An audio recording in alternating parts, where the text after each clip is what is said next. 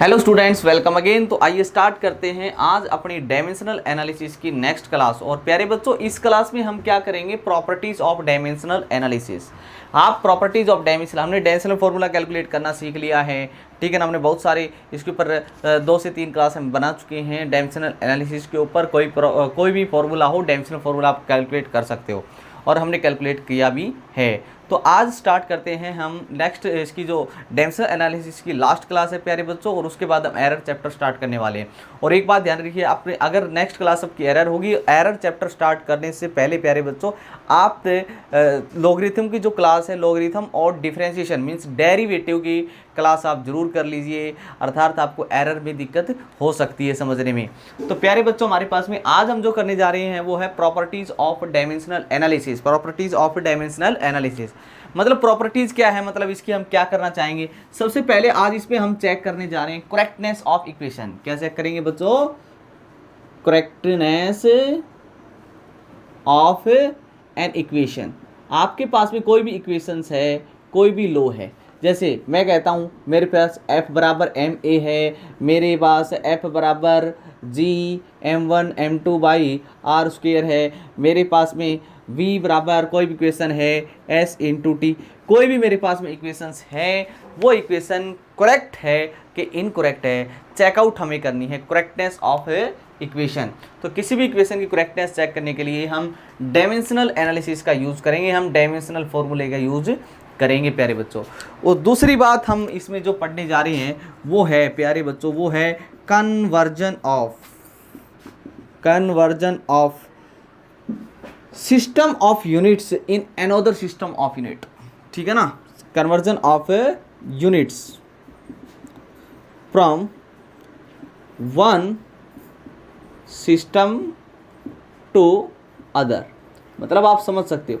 मतलब हमारे पास में जो सिस्टम का यूनिट है, जैसे एमके सिस्टम है, सीजे सिस्टम है, एसआई सिस्टम है, इसमें एक सिस्टम से दूसरे सिस्टम में हम जब कभी भी कन्वर्ट्स करेंगे किसी भी फिजिकल क्वांटिटीज़ को, तो हम कैसे कन्वर्जन उसका करेंगे, कैसे न्यूमेरिकल वैल्यू में चेंज आएगा, वो आज हम यहाँ पर सीखने जा रहे हैं, ठीक है। तो मेन जो टॉपिक है ये हमारे पास में, और तीसरे नंबर पे है हमारे पास में प्यारे बच्चों, वो है हमारे पास में डेरिवेशंस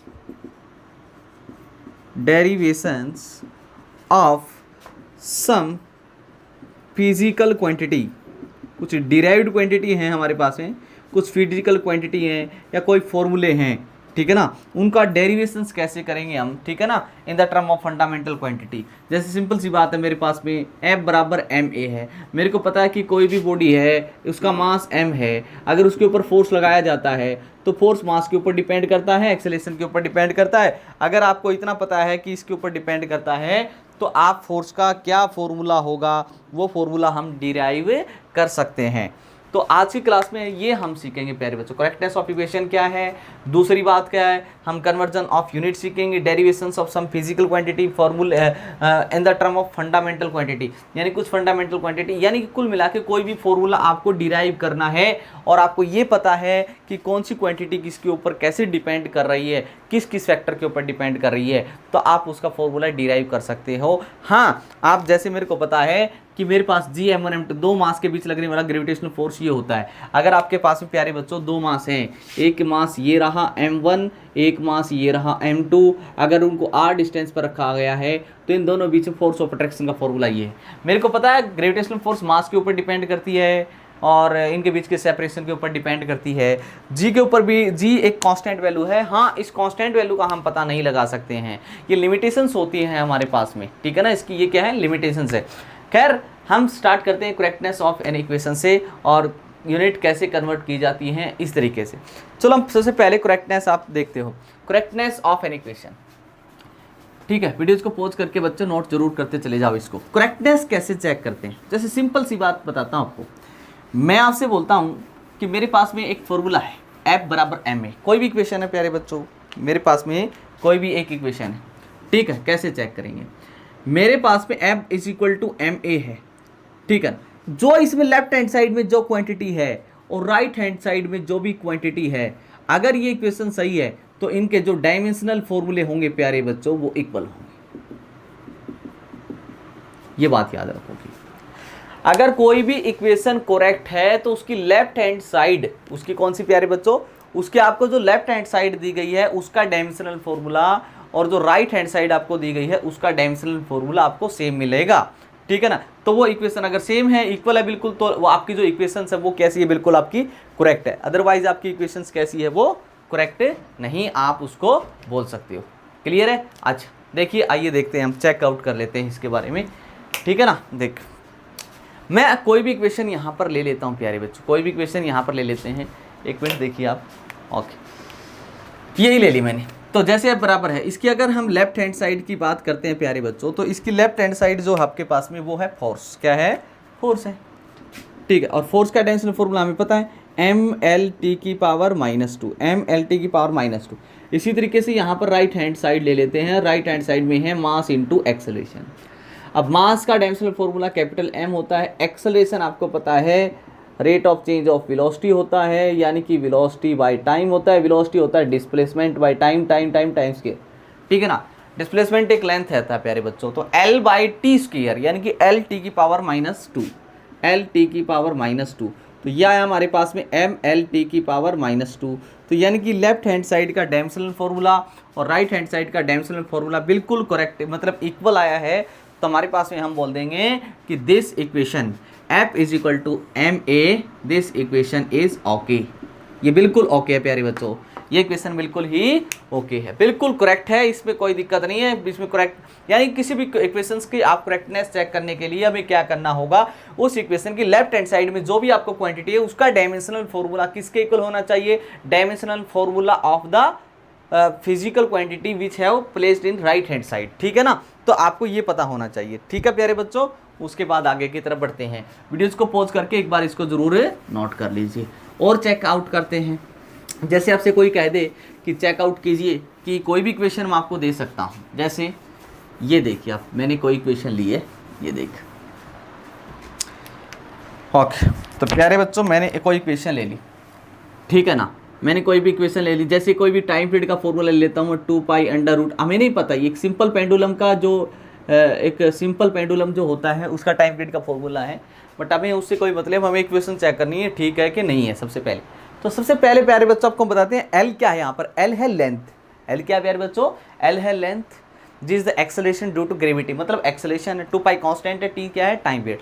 तो आपको अगर पता है इक्वेशन अगर करेक्ट है प्यारे बच्चों, तो लेफ्ट हैंड साइड का जो आपकी जो टाइम है उसका टाइम का डायमेंशनल फॉर्मूला टी होगा, और राइट हैंड साइड जो आपके पास में वो क्या है, आपके पास में 2π√of L/g। 2π का कोई डायमेंशनल फॉर्मूला नहीं होता, L का होता है लेंथ प्यारे बच्चों, लेंथ, ठीक है। बाय एक्सेलरेशन का भी अभी बताया था, LT की पावर -2 होता है, बट इसके ऊपर स्क्वायर रूट है प्यारे बच्चों, L से L खत्म हो गया, टी स्क्वायर को ऊपर ले जाओगे तो टी पर माइनस ऊपर जाए, ये हो जाएगा डायमेंशनल फॉर्मूला, और स्क्वायर रूट के अंदर है तो स्क्वायर से स्क्वायर रूट कैंसिल हो जाएगा, टी बचेगा। तो आप देख रहे हो लेफ्ट हैंड साइड का डायमेंशनल और राइट हैंड साइड का जो डायमेंशनल फॉर्मूला है वो बिल्कुल सही आया। तो आप कहोगे this equation is okay, this equation is okay, okay, ये इक्वेशन बिल्कुल सही है, ये इक्वेशन बिल्कुल करेक्ट है प्यारे बच्चों, ये कोई इक्वेशन रॉन्ग नहीं है। Clear, okay. जैसे हमारे पास में मैं आपसे बोल देता हूँ कि मेरे पास में कोई भी इक्वेशन दे दी, जैसे v = s × t, v = s × t, क्या ये इक्वेशन करेक्ट है कि नहीं है, चेकआउट करते हैं। तो लेफ्ट हैंड साइड ली मैंने, लेफ्ट हैंड साइड में आपके पास क्या है, v है, वेलोसिटी है, ठीक है ना। वेलोसिटी का डायमेंशनल फॉर्मूला क्या होता है, LT की पावर -1, LT की पावर -1, क्योंकि displacement by length, sorry displacement by time, distance by time बोल सकते हो वेलोसिटी। तो डिस्प्लेसमेंट होता है LT हो गया टाइम।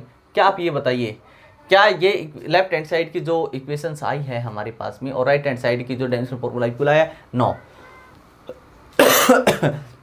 तो हम बोल देंगे ये इक्वेशन जो आपके पास में है वो एक रॉन्ग इक्वेशन है, वो इक्वेशन जो आपको दी गई है प्यारे बच्चों वो एक हमारे पास में कैसी इक्वेशन है, रॉन्ग इक्वेशन है। तो आप किसी भी इक्वेशंस की करेक्टनेस चेक कर सकते हो, आप किसी भी इक्वेशंस की क्या चेकआउट कर सकते हो, करेक्टनेस चेक कर सकते हो, ठीक है प्यारे बच्चों। वीडियोस को पॉज करके इसको नोट जरूर करते चले जाइए। कोई भी फॉर्मूला मैं आपको दे दूं, ठीक है ना, जैसे हम यही बात कर लेते हैं, हम यहाँ पे मैं कहता हूँ मेरे पास में एक फॉर्मूला, मेरे पास में कहता हूँ F = G m1 m2/r²। Gm1m2/r²। क्या ये इक्वेशन जो है वो करेक्ट है प्यारे बच्चों? अगर हमें ये चेकआउट करना है तो किस तरीके से करेंगे? चेकआउट कर लेंगे, इसमें कोई खास बात नहीं है प्यारे बच्चों। अगर ये इक्वेशन करेक्ट है बिल्कुल, तो इसकी लेफ्ट हैंड साइड के डायमेंशनल फॉर्मूला और राइट हैंड साइड का जो डायमेंशनल फॉर्मूला होगा वो बिल्कुल इक्वल होगा, इसमें कोई डाउट वाली बात नहीं है। तो हमने इसमें लेफ्ट हैंड साइड ली और आपको लेफ्ट हैंड साइड में आपको जो दिखाई दे रहा है वो दिखाई दे रहा है फोर्स। फोर्स का डायमेंशनल फॉर्मूला mLT⁻² होता है। अगर हम यहाँ पर राइट हैंड साइड की बात करते हैं तो राइट हैंड साइड में आपको दिखाई दे रहा है Gm1m2/r²। तो what is the dimensional formula of G? हम ये पहले सिखा चुके हैं। पहले बताता हूँ आपको, G का जो फॉर्मूला आएगा यहाँ से वो आएगा F×r²/m1×m2। यहाँ से हमने निकाल लिया। अगर यहाँ से हमने प्यारे बच्चों डायमेंशनल फॉर्मूला निकाल लिया तो फोर्स का डायमेंशनल फॉर्मूला अगर चेक किया जाए, रखा जाए तो mLT⁻² होता है, इंटू r² मतलब लेंथ का स्क्वायर होता है, by mass m, this is m²। Rearrange करो, m² को ऊपर लेके जाओगे तो m⁻² और 1 हो जाएगा m⁻⁻1, l और l² हो जाएगा l³ हो जाएगा t⁻²। This is the dimensional formula of G।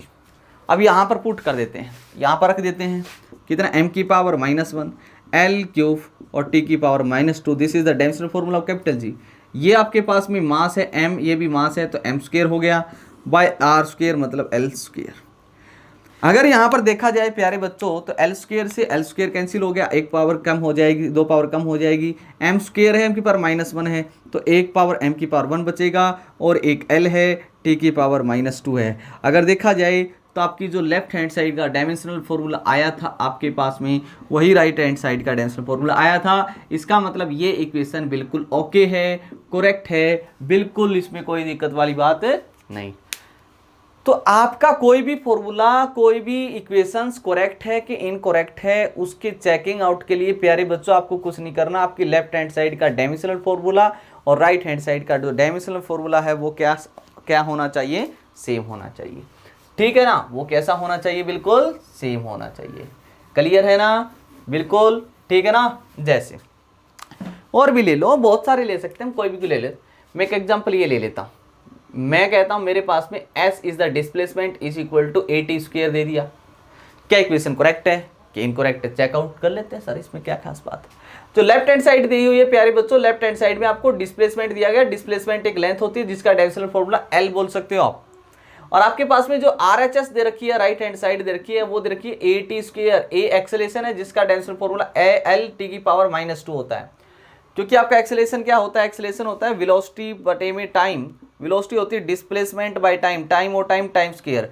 Length l length है, ये इसका हो जाएगा t² l⁻² इंटू ये t² है प्यारे बच्चों, t⁻² कैंसिल हो गया तो बचा क्या? l। तो आप देख रहे हो लेफ्ट हैंड साइड और का डायमेंशंस और राइट हैंड साइड का जो डायमेंशनल फॉर्मूला आया वो बिल्कुल सही आया। तो इसका मतलब ये फॉर्मूला बिल्कुल करेक्ट है। क्लियर है प्यारे बच्चों? तो आप इस तरीके से करेक्टनेस चेक कर सकते हो। ठीक है ना? किसी भी करेक्टनेस चेक कर सकते हो, कोई भी क्वेश्चन सही है या गलत है आप उसको चेकआउट कर सकते हो। प्यारे बच्चों वीडियोस को पॉज करो और इसको जल्दी से एक बार नोट कर लीजिए। वीडियोस को पॉज करो प्यारे बच्चों और इसको नोट कर लीजिए। जैसे हम करेक्टनेस के ऊपर कुछ क्वेश्चंस ले लेते हैं यहाँ पर प्यारे बच्चों कि इक्वेशंस आपकी करेक्ट है कि नहीं। ओके, जैसे हमारे पास में प्रॉब्लम नंबर ये देखिए आपके पास में हाँ नोट हो गया होगा। तो ये क्वेश्चन देखिए, इसमें कुछ प्रॉब्लम्स ले लेते हैं। सारी प्रॉब्लम्स तो यहाँ पर खुद प्रैक्टिस करोगे, बाकी प्रॉब्लम प्यारे बच्चों ये देखिए आप।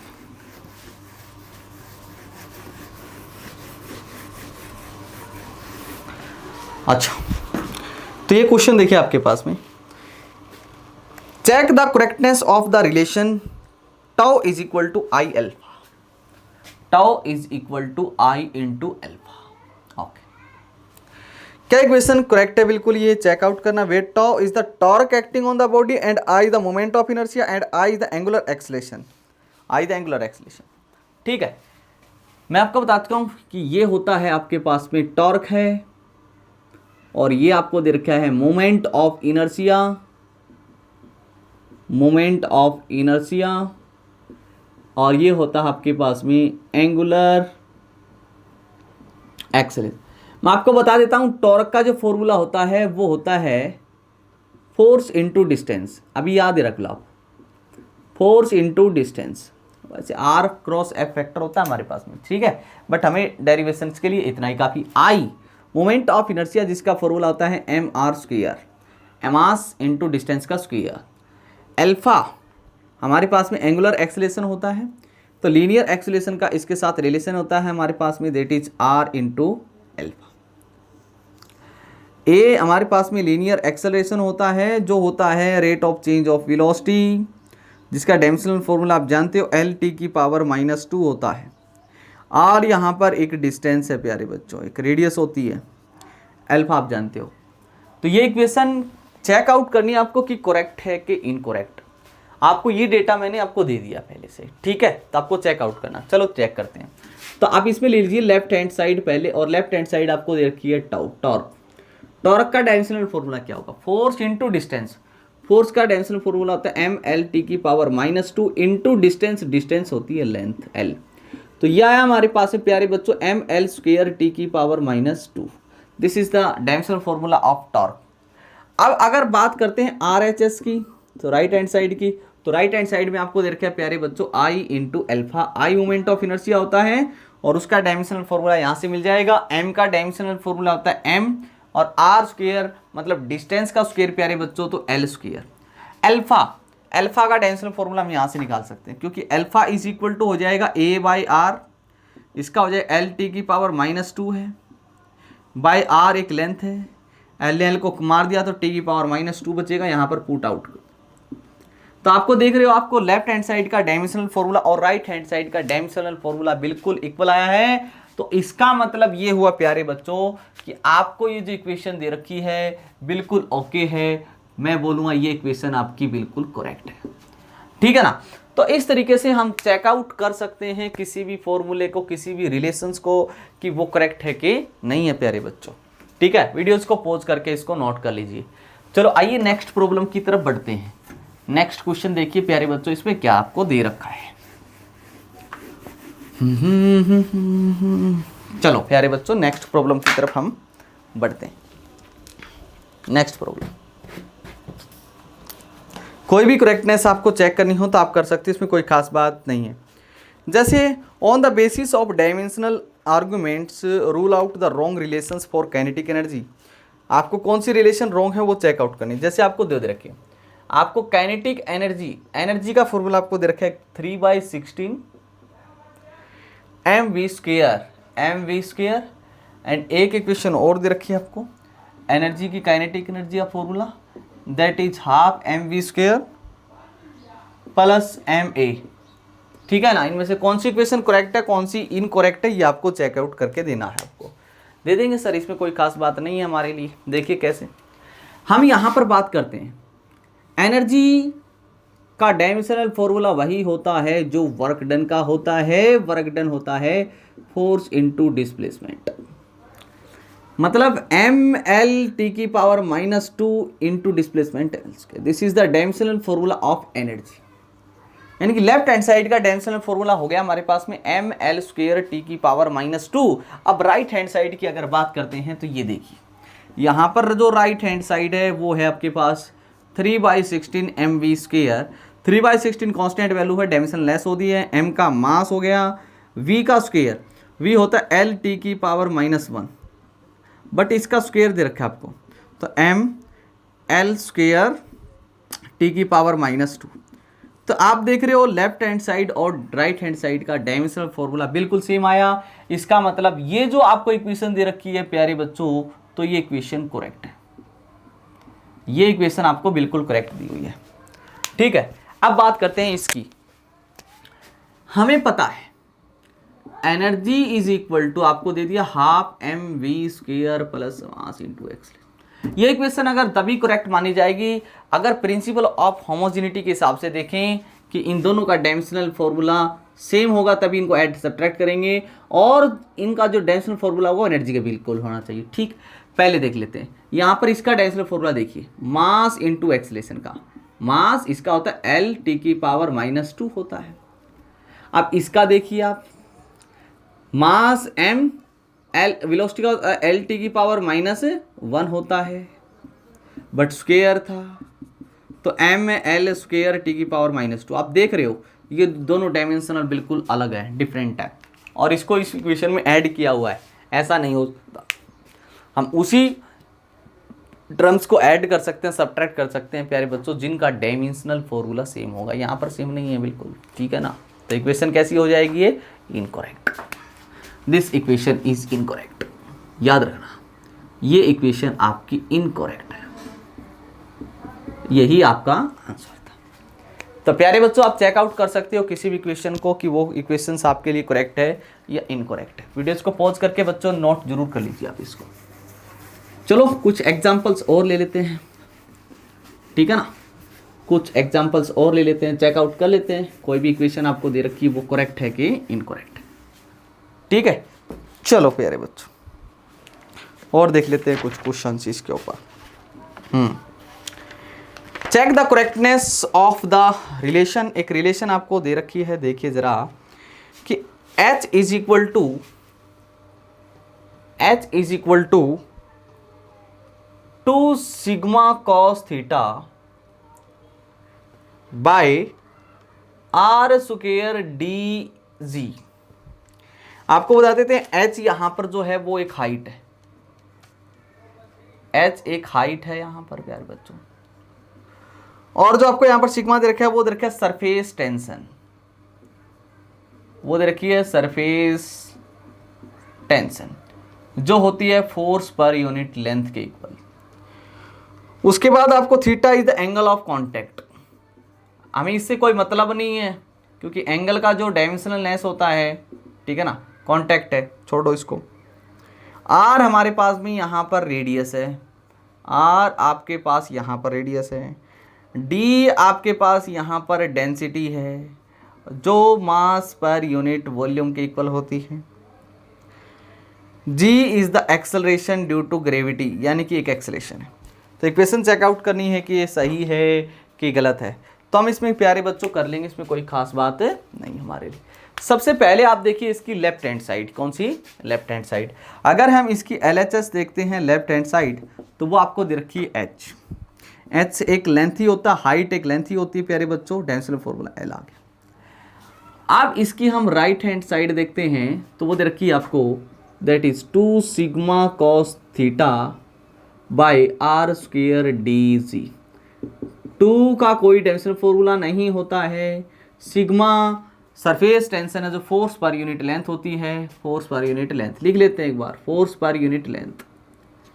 कॉस थीटा डायमेंशनल लेस होता है, आर स्क्वायर ऐसे ही, डी डेंसिटी दे रखी है, मास पर यूनिट वॉल्यूम होती है, इनटू जी होता है एक्सेलरेशन जिसकी unit metre per second square होती है।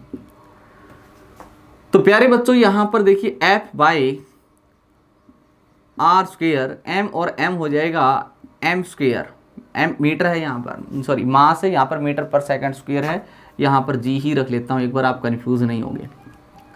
Force R square, mass velocity ऊपर गई है और इंटू जी था। फोर्स का डायमेंशनल फॉर्मूला होता है एम एल टी की पावर -2 इंटू वेलोसिटी का डायमेंशनल फॉर्मूला होता है एल टी की पावर -1 बाय आर स्क्वायर मतलब एल स्क्वायर, रेडियस का स्क्वायर, एम यहाँ पर ये एम जो है ये मास है और मास का एम होता है into G acceleration due to gravity L T की पावर -2 होता है। अगर हम इसको रीअरेंज करते हैं प्यारे बच्चों तो देख से देखें तो एम तो गया, देख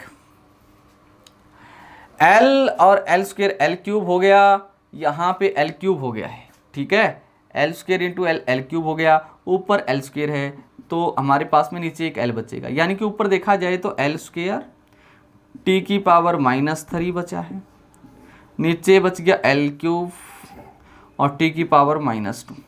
रीअरेंज करो, एल क्यूब के ऊपर ले जाओ एल की पावर -3 और ये हो जाए एल की पावर -1, टी पावर -2 को ले जाओ प्लस का 2 और -3 टी की पावर -1 हो जाएगा, ये डायमेंशनल फॉर्मूला। क्या आपको जो राइट हैंड साइड का डायमेंशनल और लेफ्ट हैंड साइड का डायमेंशनल फॉर्मूला बिल्कुल इक्वल मिला है?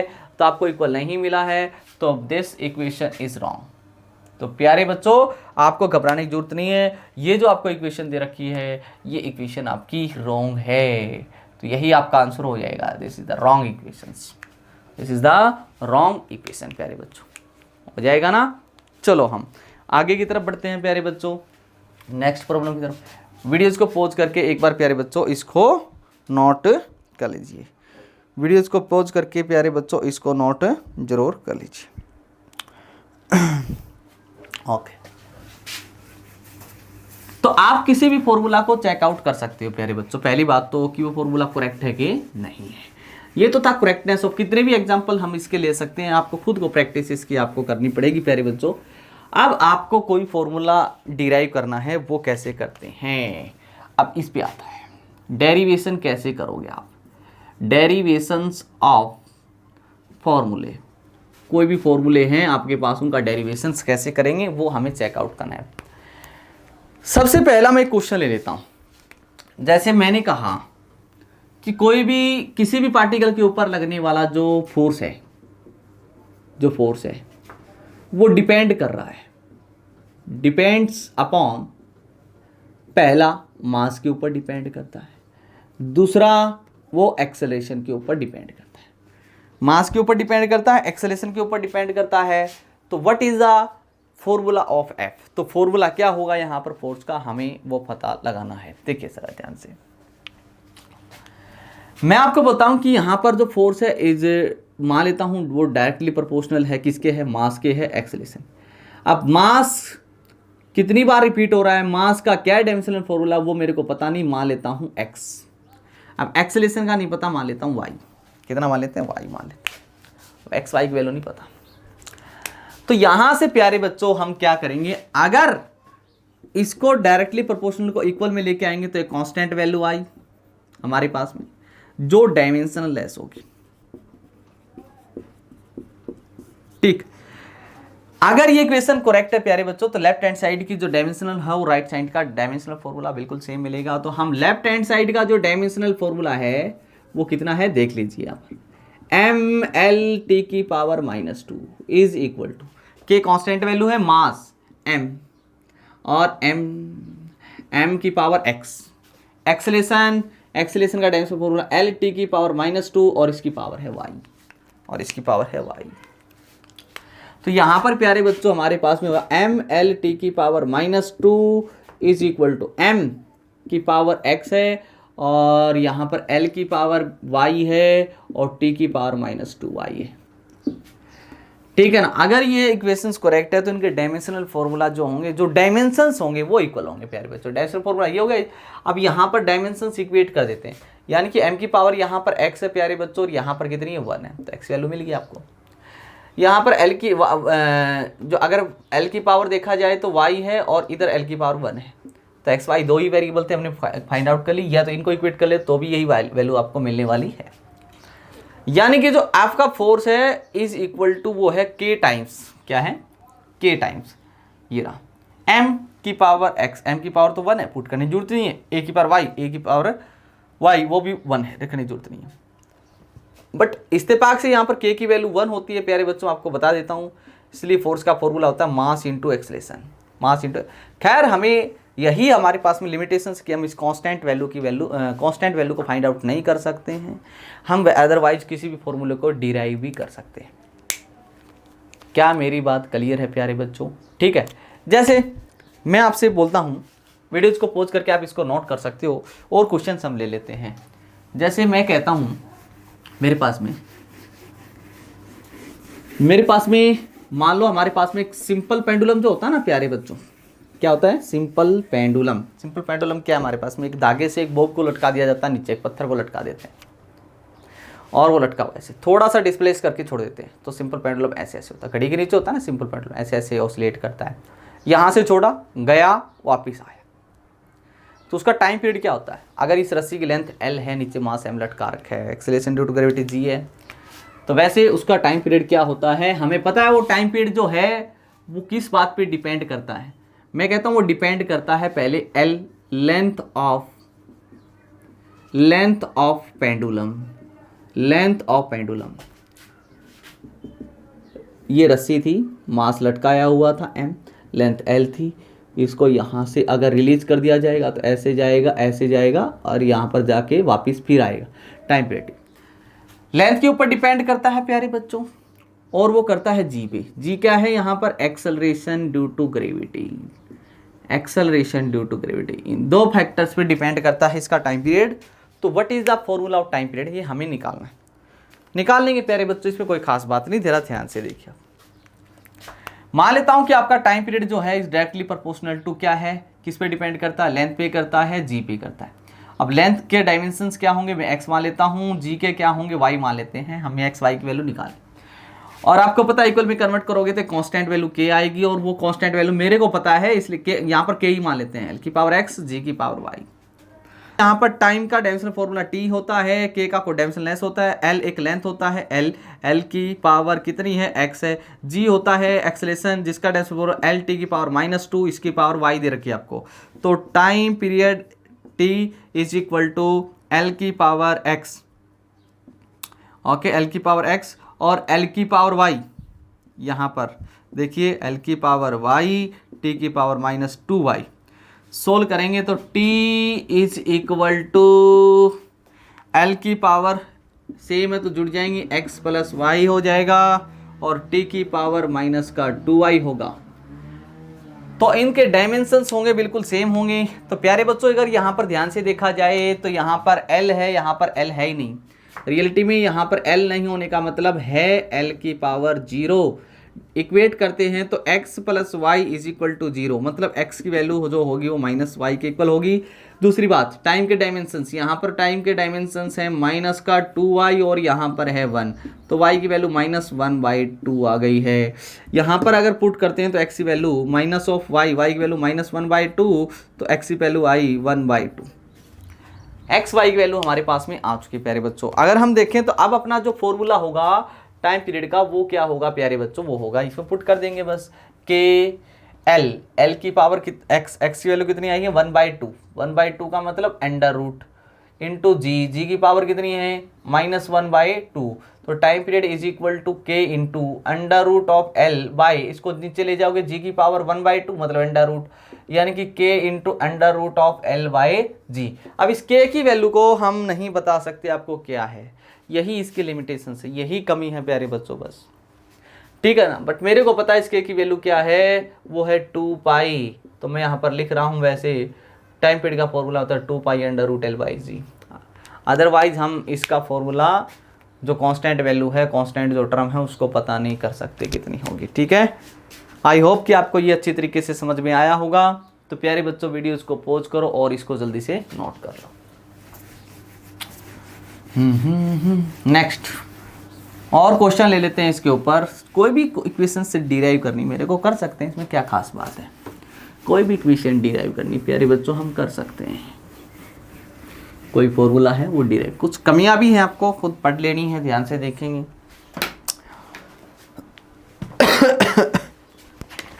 जैसे कन्वर्जन ऑफ यूनिट भी हम यहाँ पर करेंगे प्यारे बच्चों, उससे पहले हम कुछ क्वेश्चंस आपको करवाते हैं इसके ऊपर। देखिए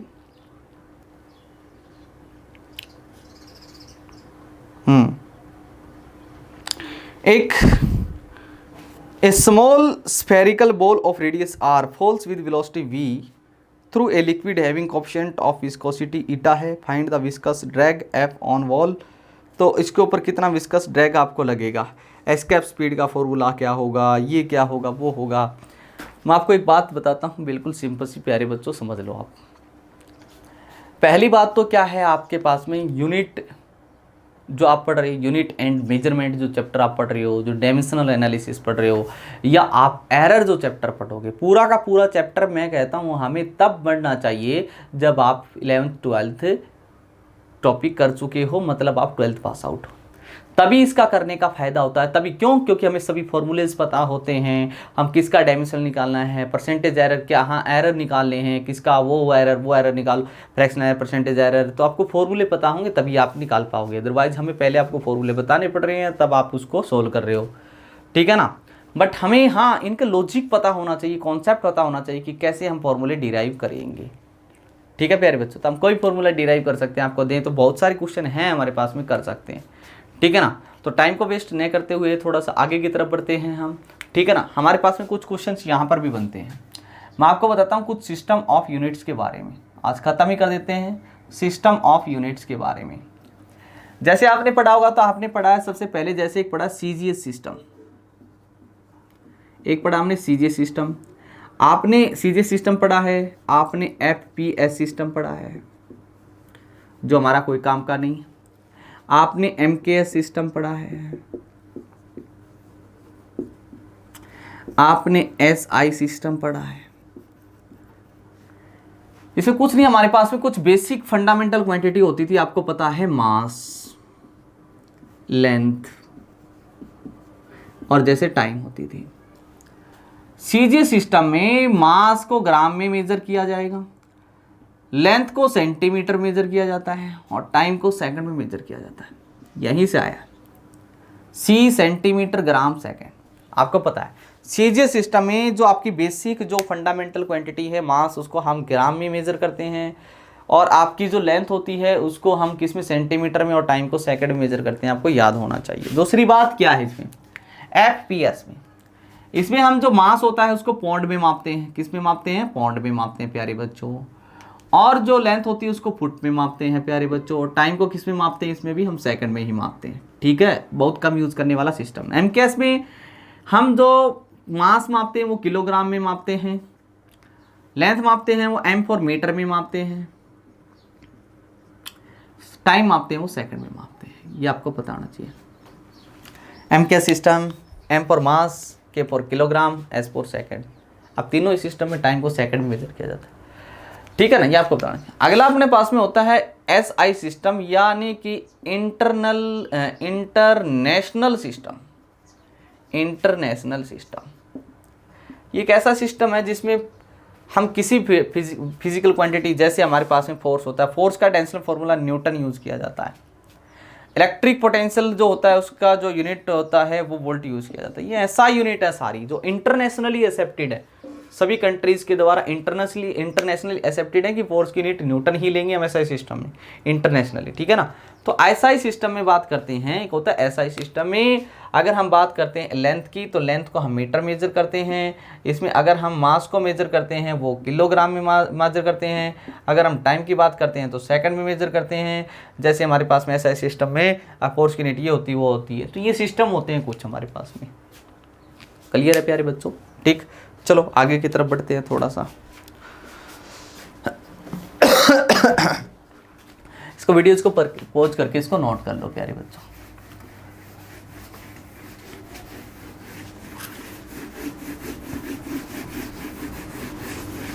जैसे हम यहाँ पर कुछ क्वेश्चन ही ले लेते हैं। मैं कहता हूँ कि आपके पास में, हमारे पास में फोर्स की जो यूनिट होती है वो होती है newton in SI system, but होती है dyne in CGS system. CGS system में डाइन होती है और एसआई सिस्टम में आपके पास में यूनिट जो होती है फोर्स की वो न्यूटन होती है। अब मैं तो आपसे कहता हूँ कि आपका 1 न्यूटन जो होगा वो कितने डाइन के बराबर होगा, आपको ये फाइंड आउट करना है।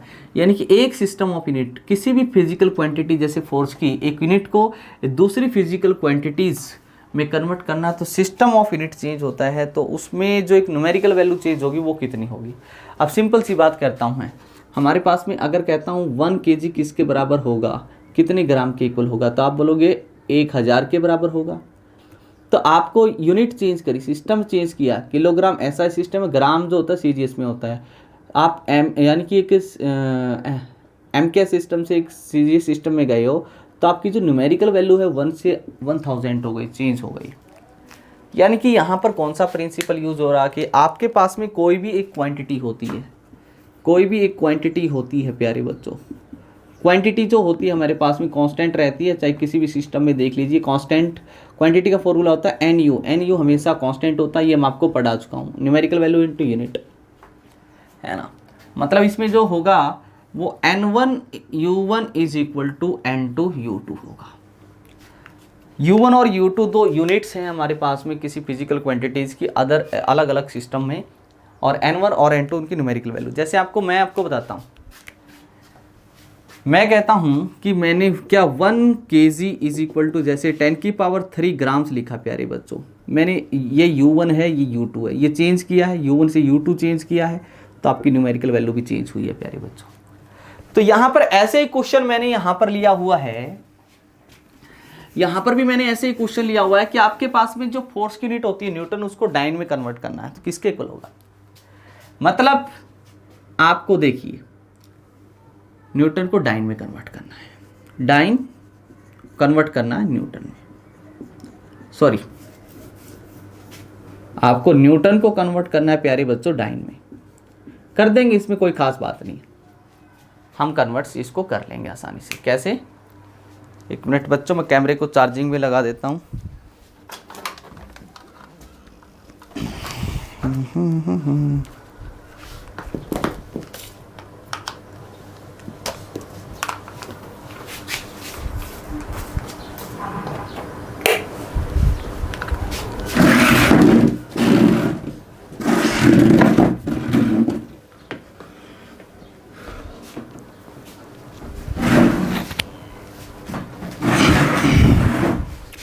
तो यानी कि आप किसी भी एक सिस्टम से दूसरे सिस्टम के अंदर कन्वर्ट करना पड़ जाए प्यारे बच्चों, तो इसमें हमारे लिए कोई मुश्किल काम नहीं है।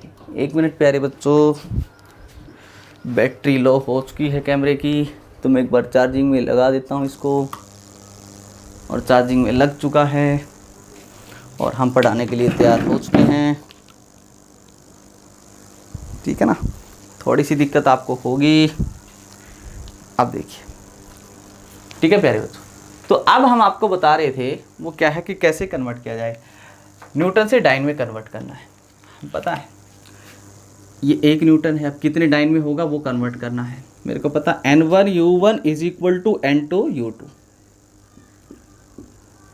This is unit in newton, this unit is dyne. Newton दे रखा है, दे रखा है आपको कितनी डाइन के इक्वल होगा, हमें कन्वर्ट करना है। आपको ये वैल्यू दे रखी है, N की वैल्यू 1 दे रखी है, 1 न्यूटन दे रखा है। ठीक है ना, और आपको एक बात और पता होना चाहिए कि इसमें जो फोर्स की यूनिट है जिसको कन्वर्ट कर रहे हो, फोर्स का डायमेंशन फॉर्मूला होता है MLT की पावर -2। मेरे को इसकी वैल्यू चाहिए कितनी आएगी, N2 की न्यूमेरिकल वैल्यू चाहिए। मेरे को पता है तो डाइन है, ये न्यूटन है, ये 1 है, N2 की वैल्यू चाहिए। तो यहाँ पर N2 की वैल्यू है वो कितनी हो जाएगी, यहाँ से देखा जाए तो N1 इंटू U1/U2 हो गई। N2 वैल्यू हो जाएगी N1 इंटू U1/U2 हो गई। तो यहाँ से प्यारे बच्चों जो N2 की वैल्यू आई वाई N1 इंटू U1। अब U1 जो अगर प्यारे बच्चों देखा जाए, अगर U1 देखा जाए तो ये किसकी यूनिट है, फोर्स की, और फोर्स का डायमेंशन फॉर्मूला क्या होता है, MLT की पावर -2। MLT की पावर -2 इनको नाम देते हैं। ठीक है ना, ये कुछ भी नाम देते हैं, MLT की पावर -2। इसको नाम देता हूँ M1 M2 ऐसे 1 नाम कुछ भी दे देता हूँ बाई U2। यहाँ पर इसका भी डायमेंशन फॉर्मूला क्या होगा, यही होगा, क्योंकि ये भी फोर्स की ही तो यूनिट है प्यारे बच्चों, फोर्स का डायमेंशन फॉर्मूला सेम होगा। ये लेता हूँ M2 L2 T2 ऐसे, क्योंकि अलग अलग सिस्टम में है। तो N2 is equal to N1। अब M1 बाई M2 हम इसको यूज कर सकते हैं, L1 बाई L2 और T की पावर T1 बाई T2 की पावर -2 ऐसे लिखा जा सकता है। तो N2 की वैल्यू कितनी आई, N1 की वैल्यू तो 1 दे रखी है आपको। अब M1 क्या था, U1 न्यूटन में, यानी कि ये मास जो है आपका वो केजी में दे रखा है, और ये किस में है प्यारे बच्चों, ग्राम में है। इसकी पावर 1 है। लेंथ ये SI सिस्टम में कितनी है, मीटर है, और ये किस में है, सेंटीमीटर में है। ये भी सेकंड में प्यारे बच्चों, ये भी सेकंड में है, -2। N2 is equal to 1 into, आपको डाइन सीजे सिस्टम में कन्वर्ट करना है, तो आपके जो SI सिस्टम में था किलोग्राम, उसको हमें सीजीएस में कन्वर्ट करना है। तो यहाँ पर इसको लिख सकता हूँ 10 की power 3 gram by gram, into metre को लिख सकते हैं 100 centimetre by centimetre. CGS system में कन्वर्ट कर रहे हैं, ये तो कैंसिल हो गया, 1 की पावर कितना भी हो -2 आए। तो यहाँ पर N2 की वैल्यू अगर बच्चों चेक की गई तो N2 की वैल्यू जो मिली मेरे को वो कितनी मिली, देखिए 10 की पावर 3 और 10 की पावर 3, 10 की पावर हो गया 5, 10 की पावर 5, ग्राम से ग्राम, सेंटीमीटर सेंटीमीटर। तो ये N2 की वैल्यू आ गई। n2 की वैल्यू।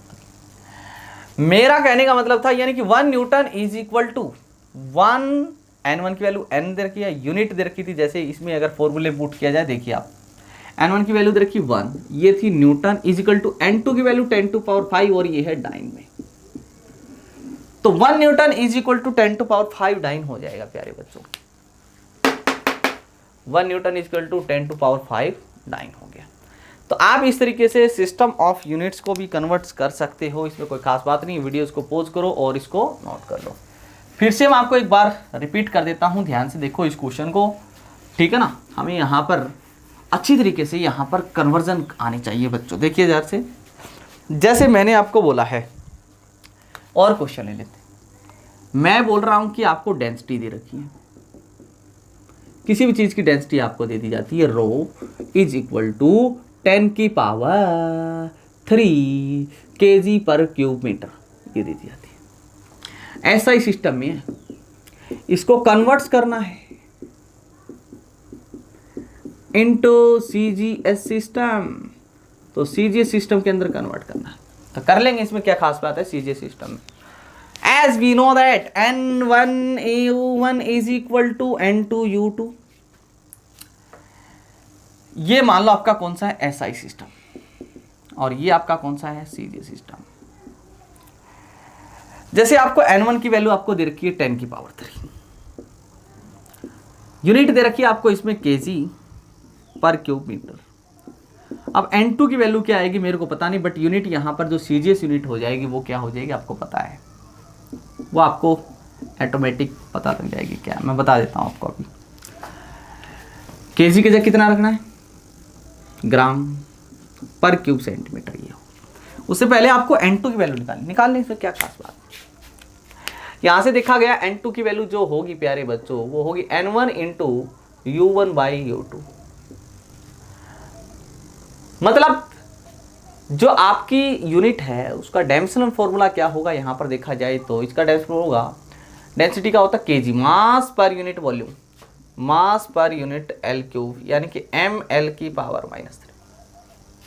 तो N2 is equal to N1 into M1 by M2 की पावर 1 है, और L1 बाई L2 की पावर -3 यूज कर लेंगे। U1 के लिए M1 L1, U2 के लिए M2 L2। तो प्यारे बच्चों N2 इज इक्वल टू, ये आपको दे रखा है 10 की पावर 3। अब देख M1 मास, M1 मास किसमें SI सिस्टम में मास की यूनिट क्या है kg है, कितनी है kg, और CGS में ग्राम, और लेंथ L1, मतलब SI सिस्टम में L1 जो है आपके पास में वो मीटर में है, और ये सेंटीमीटर में इसकी पावर है -3।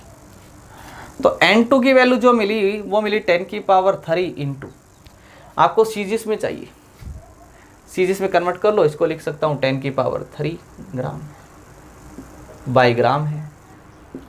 इसको मैं ऐसे पलट के लिख सकता हूँ, सेंटीमीटर बाई मीटर की पावर 3 हो जाएगा, पलट दिया ना, पावर पलट दिया।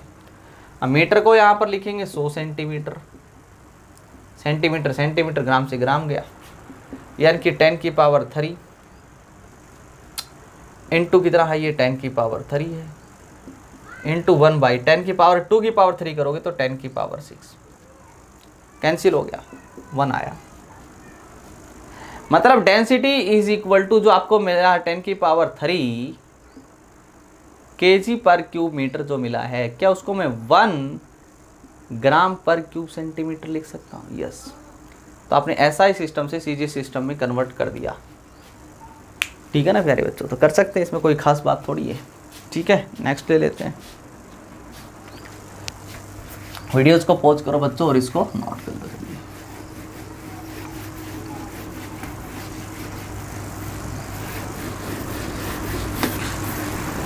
कुछ क्वेश्चंस ले लेते हैं प्यारे बच्चों इसके ऊपर। ऐसे तो आपको प्रैक्टिस ही करनी है, बाकी हमें, आपको तो बस कॉन्सेप्ट का पता होना चाहिए। फिर भी हम चेक कर लेते हैं, कुछ प्रॉब्लम्स देख लेते हैं इसके ऊपर, कैसे आप कन्वर्ट्स कर सकते हो। जैसे आपको कहा गया है कि आपको एक ग्रेविटेशनल कांस्टेंट G की वैल्यू दे दी जाती है 6.67 इंटू 10 की पावर -11। अगर जी की यूनिट देखा जाए तो होती है न्यूटन मीटर स्क्वायर पर केजी स्क्वायर। एसआई सिस्टम में है ये, आपको इसको कन्वर्ट करना है सीजीएस सिस्टम में। फिर से क्या N1 आपको सीजीएस सिस्टम में लाना है, एसआई सिस्टम में दे रखा, बाद में लिख लो। सीजीएस में क्या आपको पता है N1 U1 is equal to N2 U2। N2 की वैल्यू आपको दे रखी है 6.67 इंटू 10 की पावर -11, यूनिट भी दे रखी है। बट यहां पर यूनिट जो है उसका डेंसिटी फॉर्मूला लिखिए आप, क्या हो जाएगा डेंसिटी फॉर्मूला, न्यूटन mL/t की पावर -2 मीटर स्क्वायर मतलब L square by m square, यानी कि m की पावर -1, L की पावर 3 और t की पावर -2, ठीक है ना, U2 L2। ऐसे लिख लिया मैंने, इसको लिख लिया। इधर भी देख, N1 की वैल्यू मेरे को पता नहीं निकालनी है, बट U1 किसकी रेट है, G की है, डेंसिटी फॉर्मूला तो वही होगा सेम, m की पावर -1, L की पावर क्यूब, t की पावर -2, बट इसको U1। तो यहाँ से N1 की वैल्यू अगर देखी जाए तो 6.67 इंटू 10 की पावर -11 था, इसको इधर ले आइए आप, तो ये आ जाएगा m2 बाई m1 की पावर है -1। m2 के नीचे देखिए, इसको लेके आऊँगा तो हम गए।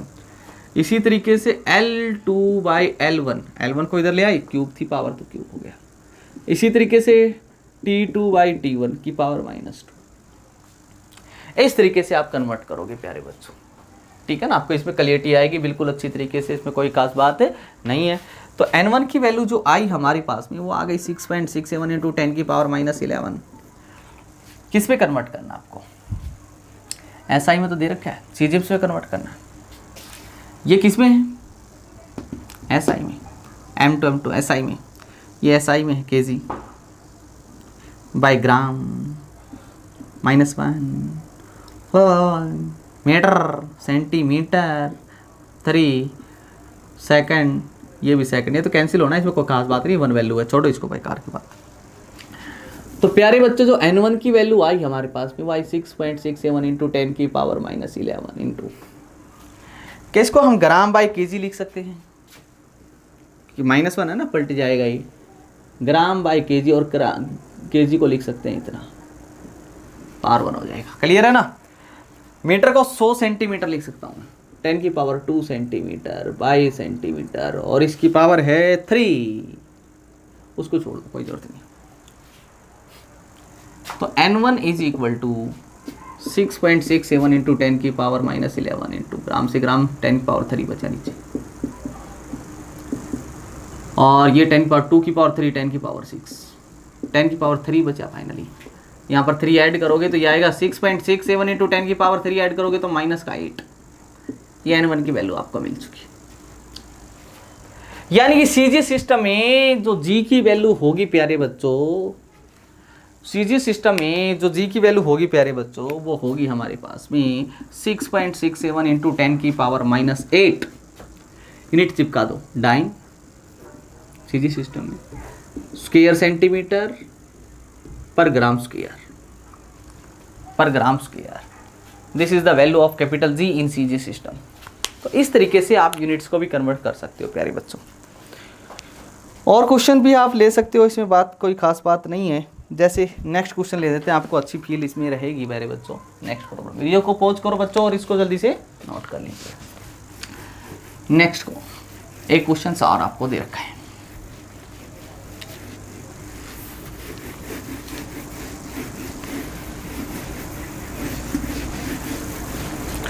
देखो,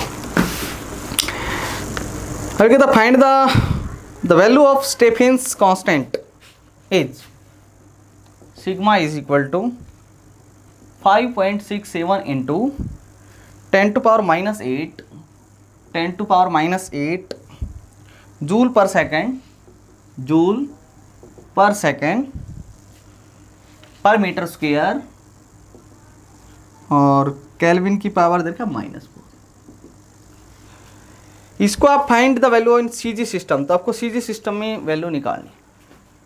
एसआई सिस्टम में आपको दे रखी है इसकी वैल्यू कांस्टेंट से, एसआई सीजी सिस्टम में कन्वर्ट कर लेंगे। As we know that N1 U1 is equal to N2 U2। ये आपको CGS सिस्टम में है मान, और ये है SI सिस्टम में, क्वांटिटी सेम रहेगी। N1 की वैल्यू निकालनी CGS सिस्टम में, U1 की वैल्यू मतलब डायमेंशनल पुट कर दो, ठीक है। डायमेंशनल फॉर्मूला क्या होगा इसका, निकाल लेंगे प्यारे बच्चों यहाँ से।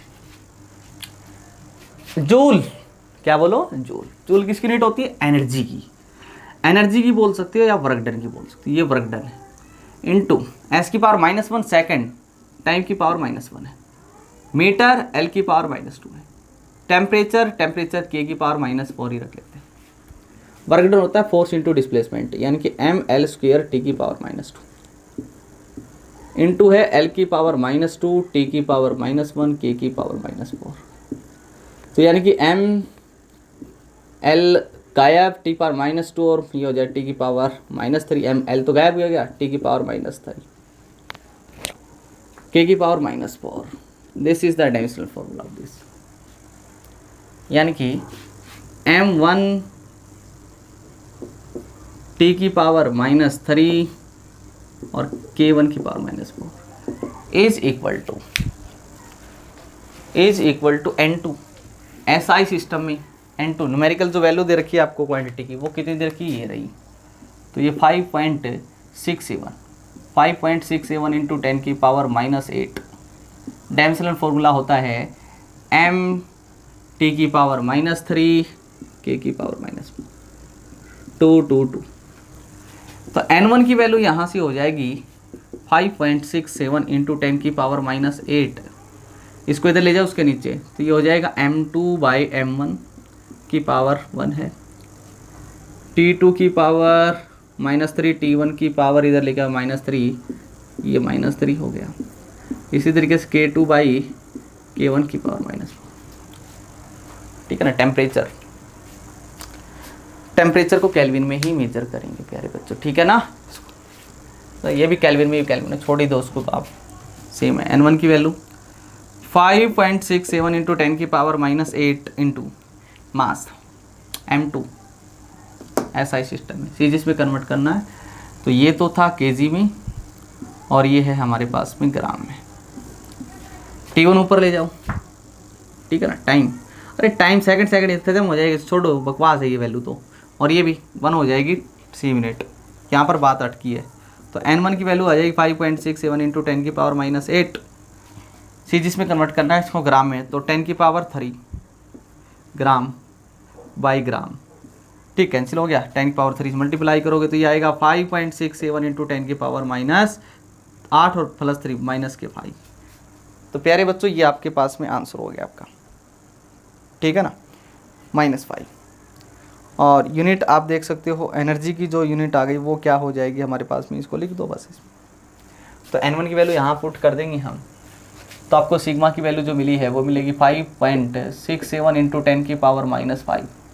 जूल होती है SI सिस्टम में, और अर्ग होती है इन सीजी सिस्टम। अर्ग पर सेकेंड पर सेंटीमीटर स्क्वायर पर kilometre. This is the value of sigma Stephens constant in CGS system. तो आप इस तरीके से यूनिट को कन्वर्ट कर सकते हो प्यारे बच्चों। तो आज इतना ही रखते हैं, बाकी कल। आई होप कि आपको ये क्लास अच्छी तरीके से समझ में आई होगी, ठीक है ना। आज इतना ही रखते हैं प्यारे बच्चों, बाकी का कल देखते हैं, ठीक है। Okay, thank you.